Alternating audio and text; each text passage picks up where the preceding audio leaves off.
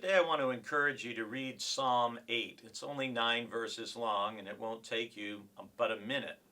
But it begins and ends with the same sentence. O Lord, our sovereign, how majestic is your name in all the earth. Yesterday we shared from the Ten Commandments about the importance of not misusing the name of the Lord. And Psalm 8 is then showing us an appropriate way to use the name of God by declaring how majestic God's name is and how that's reflected in all that God has created and in the God-given dignity of human beings, which you see in Psalm 8. Verse 5 says, "You have made them," meaning us, "a little lower than God and crowned them with glory and honor."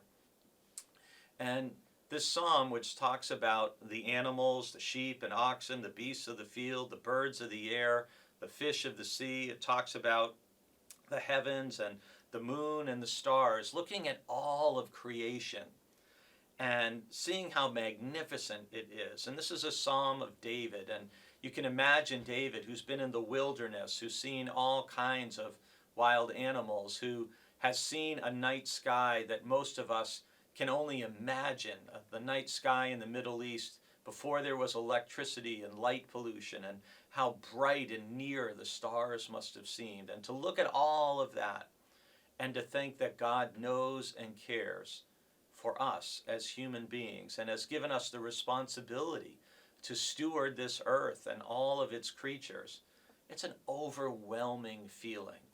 And so you can almost, if you use your imagination, see David at the end of a long day where he's maybe gone for a ride in the wilderness and is walking on the roof and looking at the stars in the sky and just thinking how amazing it is that all of this even exists and that God has made it all. How majestic is your name in all the earth.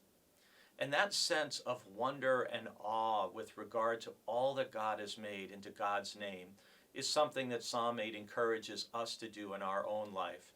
As we go for walks in our neighborhood or on the beach or in the woods, as we notice the flowers that are blooming and hear the birds that are singing and see them flying by and building nests and the herring returning to the herring runs and all of that, it should hopefully stir in all of us a similar expression of majesty and praise to God.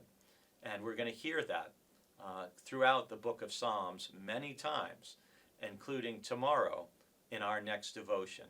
But for today, I encourage you to get outside in daytime or at nighttime and take a few moments to drink it all in and to give praise to our majestic God.